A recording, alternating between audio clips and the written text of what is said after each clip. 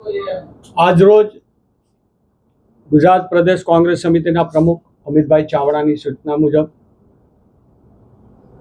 આજે ઠાકોર સેનાના રાજકોટ શહેરના પ્રમુખ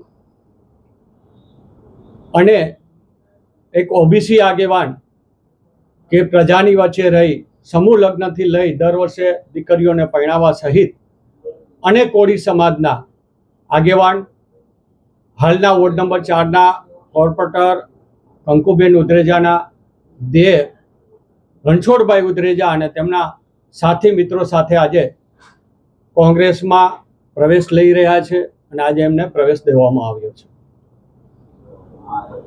કોંગ્રેસ હંમેશા સામાજિક અને લોકોના પ્રશ્નો માટે જે લડી રહ્યા હોય તેને હંમેશા આવકાર્યા છે.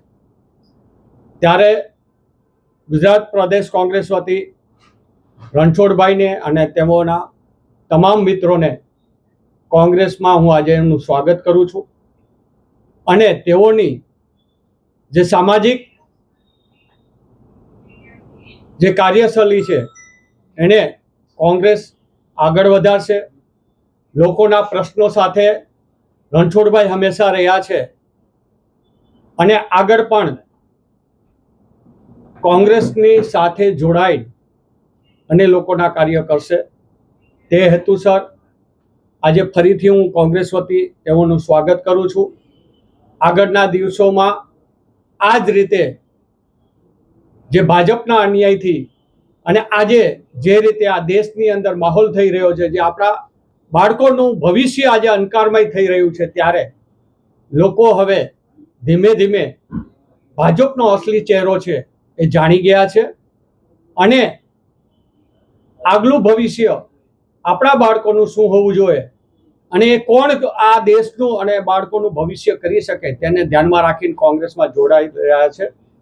અને આપના માધ્યમ દ્વારા ગુજરાતના તમામ લોકોને અમે આહવાન કરીએ છીએ કે દેશના હિત માટે જેમ ગાંધીજી, સરદાર વલ્લભભાઈ પટેલ જે રીતે લડ્યા હતા, નહેરુજી, એ જ રીતે આપણે સૌએ ફરીથી આપણા દેશને બચાવવા માટે સાથે મળીને લડવાનું રહેશે. ત્યારે અમો આપ સૌનું સ્વાગત કરવા માંગીએ છીએ જે આ દેશના હિત માટે કાર્ય કરવા માંગે છે તેઓ.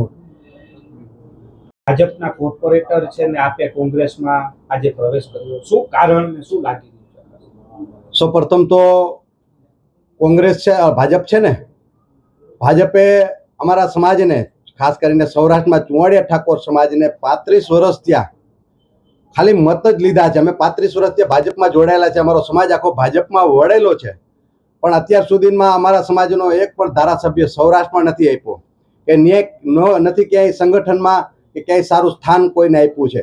કેવલ ને કેવલ અમારા સમાજનું ખાલી મત જ લીધા છે અને સભાને સંમેલનો હોય એમાં સંખ્યાની ચિંતા કરીને અમારા સમાજને જારે જોડે રાખ્યો છે. એટલે એ કારણસર હવે આવનારા પેઢીમાં હવે અમે પણ અમારી ઉંમર થઈ ગઈ છે, એટલે એ આધારે જોઈને હવે અમે કેટલોક ટાઈમ ભાજપની રાહ જોશું કે અમને આજ આપે કાલ આપે અમારા સમાજને, એટલે સમાજના સુખાકારી આપણે દુઃખ દૂર કરી અને સમાજની સારી દિશા દેખાડવા માટે આવનારા સમયની અંદરમાં સમાજને સારી દિશા દેખાડવા માટે અમે કોંગ્રેસમાં જોડાયા છે.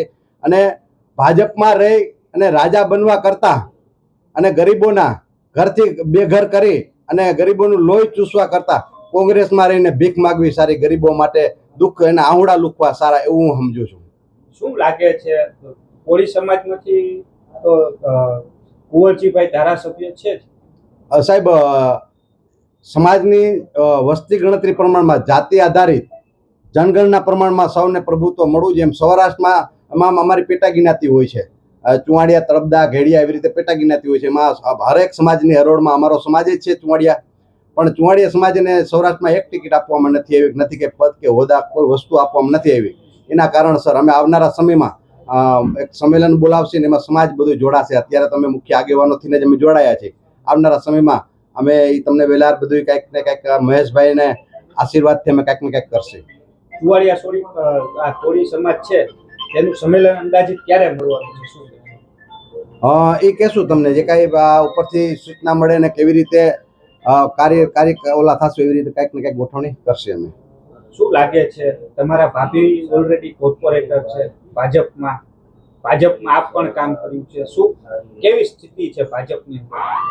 ભાજપની સ્થિતિ તો અત્યારે એવું છે કે જે તે સમયે વિજયભાઈ રૂપાણી તો ગુજરી ગયા, એટલે કંઈક ને કંઈક જૂથવાદો ને પેનલો હોય કે આના જૂથનો માણસ છે કે આના જૂથનો માણસ છે, એટલે ક્યાંક ને ક્યાંક જે કાંઈ છે એ કંઈક ને કંઈક અમે કોકને રામ રામ કરવાથી ક્યાંક ને ક્યાંક કપાઈ ગયા હોય. તો એ કારણસર અમે આજે 10 વર્ષ ત્યાં નિષ્ક્રિય હોય છે હોતું, અને એમાંથી કંઈક ને કંઈક થાય છે એવું કે ચૂંટણીઓ આવે ત્યારે આગેવાનોને યાદ કરવામાં આવે છે. બાકી તો કોઈ વસ્તુ જે હાલે છે એ હાલે છે. સમાજ કાયમી ધોરણે શોષિત છે.